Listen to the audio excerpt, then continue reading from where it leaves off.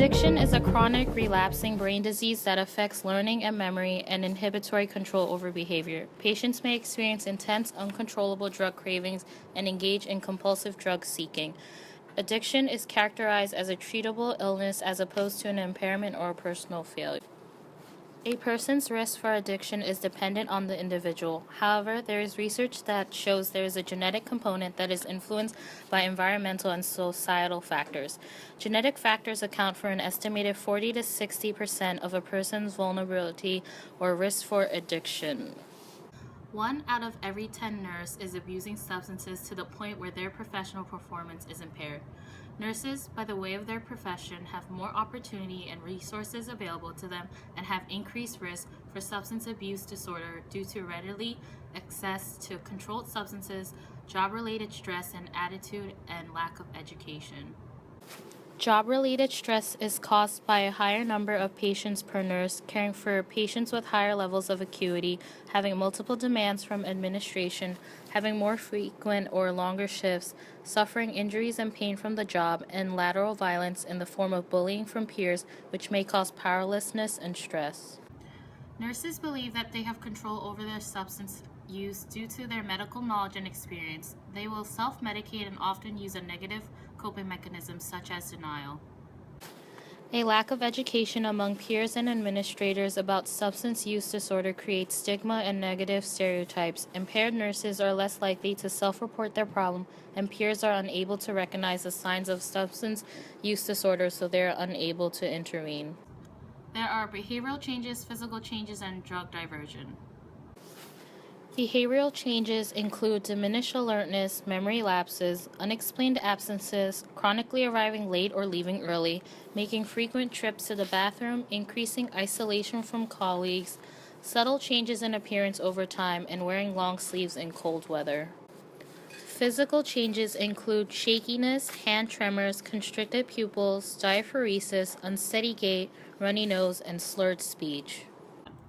Drug diversion can be recognized through incorrect narcotic counts, consistently volunteering to administer medications, or lack of a witness for wasting controlled substances. Let's look at the real-life scenario involving substance use disorder and the nurse's role. Hey Yoli, how have you been? Hey, I've been good. How about you? Good. I heard you had back pain. I know over the weekend. How is that going? I know. I hurt my back the other day. I was doing some yard work. It's annoying, but I have it under control. I've seen a couple doctors. It was so good to meet your boyfriend finally. I know. Oh, I think he's a keeper this time. I know, me too. I mean, he's great. He gets along with everybody. Yeah, he's and awesome. He is awesome. And he's definitely like the jerk that I met when I was in college. Oh my God, remember him? Thank God we're I don't past want to. that. Remember Thank God. nursing I know. school? Oh, Horrible. thank God we're done with that. I know. That's all I can say. I know. Definitely. Oh, now we're here. I know. I have the same patients that I had yesterday. The same 4 patients I had yesterday. Oh, that's easy. And I had 1 chemo patient that's now going to be transferred. How about you? I have Miss C again. Remember her? You had her yesterday? Yes, I had her yesterday. She's so demanding with her pain medication. Yeah, but she did get a hysterectomy 3 days ago. And I mean, that's understandable why she has her pain. That's true. But yesterday when I had her, they changed her from the PCA to oral Percocet. Oh, yeah. And she was well controlled, like with her around the clock medications. That's good. Yeah. You know what? The secretary actually just called me before to see if I can lift her. Would you mind meeting me in the room, help me out with the boost? Why would you even question that? I'm done with all my patients. They're all stable, and all I have to do is just chart. And I can do that after. All right. I'm gonna Okay. grab the Percocet and then I'll meet you in the room. Sure, no problem. Hi, Miss C. My name is Kim. I'm gonna be your nurse today. I was told by the secretary you want to be boosted up a little bit. Yes. Yeah. How are you doing? How's your pain? Just gonna raise the bag. Surgery. I could barely move. Oh no. How would you rate your pain on a scale of 0 to 10? An 11. 11. All right. Well, another nurse, Jolie, is about to walk in. Hi, Missy. How are There you? she We're gonna is. make you comfortable. I have your pain med, so it'll help you out with that pain, all right? Okay. Okay. You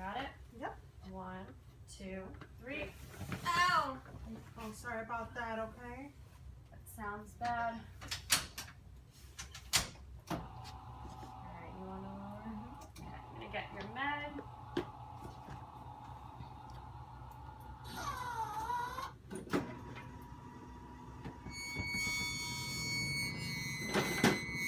Okay. So here is your Percocet. This will help with the pain. Here's your water.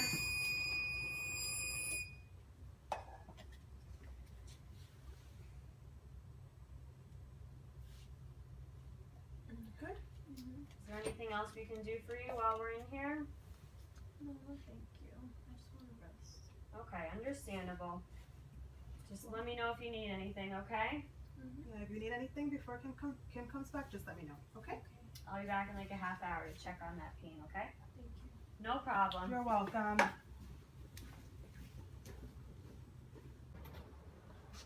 What a morning. I know. I'm really getting to be like these patients. I can't even function without my perk. Alright. I'll see you later. Oh my god, what just happened? Is Kim serious? She's putting me at risk and her job at risk. I mean, we worked so hard through nursing school. And why is this even going on? I mean, I have to report this, but at the same time, she is my best friend. What am I gonna do? The Code of Ethics for Nurses Provision 3.6 states that a nurse must report any act that endangers self or others to the appropriate authorized party, and further that a nurse has a duty to act to protect the patient and ensure the impaired nurse receives help. In this case, the witnessing nurse Yoli must report the impaired nurse Kim to avoid the ethical principle of non-maleficence, or avoiding causing harm to the patient. Kim, the impaired nurse, is violating the ethical principles of non-maleficence by treating patients while impaired, beneficence by not treating the patient's pain adequately, and fidelity by not telling the patient which pain medication she was given. Let's see what Yoli decides to do. Good morning, Yoliani. Hi, Courtney. How are you? I'm good. How are you doing? I'm doing okay, I guess. Is everything all right? I don't really know how to explain. I mean, it's not. I do need to talk to you. Okay. I don't know how to go about this problem that I'm having. Sure, we can discuss it. I'm here for you. The conference room is open so we can meet there, and that way we won't be interrupted. I just have to make a phone call and I can meet you in there. Okay. I'm just gonna go check on my patients and then make sure they're okay. All right. I'll see you in a few. Okay, Yoliani. Why don't you let me know what's going on? Okay, so something happened today that caught me off guard. Kim asked me to give her help with lifting her patient. I'm giving her a lift, and the patient that she had, I had her yesterday. She had a hysterectomy 3 days ago, and they changed her from a PCA to an oral Percocet. So Kim had asked her what's her pain level, and it was very high. So then Kim had to give her opioid medication that's now prescribed, her Percocet. And instead, when I noticed, as I was pouring the water, I noticed that Kim took a Tylenol and replaced it with the oral Percocet, put the oral Percocet in her pocket, and then gave the patient the Tylenol. And then once we left from there, I went to the locker, and Kim went to her locker, and she's like, "Oh my God, I'm treating like my patients, like I have so much pain, and I have to be taking this medication." And then she took out the medication from her pocket, and then she drank it. Okay, so I just want to make sure I have this right. You helped Kim with one of her patients, and then you saw Kim hide the patient's Percocet Correct. and give her Tylenol instead, and later you saw Kim ingest that Percocet? Correct. Okay. I think from here what should happen is I should contact the people I need to get Kim help and at the same time protect our patients. I know this is difficult for you, but the best thing right now is for you not to confront Kim about this and to keep this information to yourself. So do you feel like you can go back to work today? I'm feeling under the stress in a way. I have to wrap my head around everything that's going on, but I will be okay. Okay, so why don't we do this?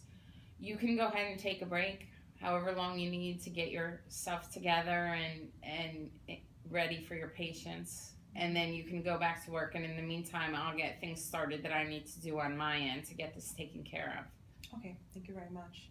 All right, thanks again, Yuli, for coming and bringing this to my attention. Thank you for talking to me. I felt very welcome to talk to you. I felt good. All right, good. And if anything else is bothering you or you need to talk about this again, feel free to come to my office anytime. Thank you very much. Okay, I'll see you later. Okay. If you witness a peer you believe is impaired, you should keep a private, written record of the date, time, and description of the behavior, performance, or physical change. If a patient is in immediate danger or you have documentation of several different changes, you should notify your nurse manager or another person of authority. If you witness a peer who you believe is impaired, you should not confront the impaired person directly or talk about your suspicions to anyone else other than your direct supervisor.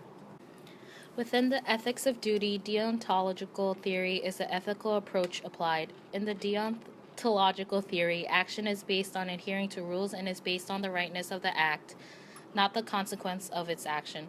Moral duties are evident and need no justification.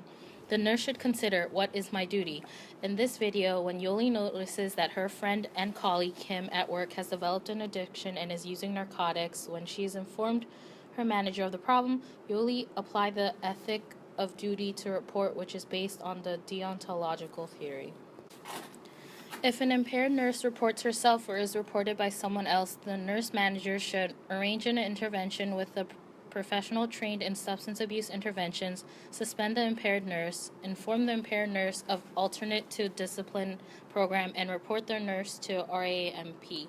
RAMP, or the Recovery and Monitoring Program, is the alternative to discipline program authorized by the New Jersey Board of Nursing.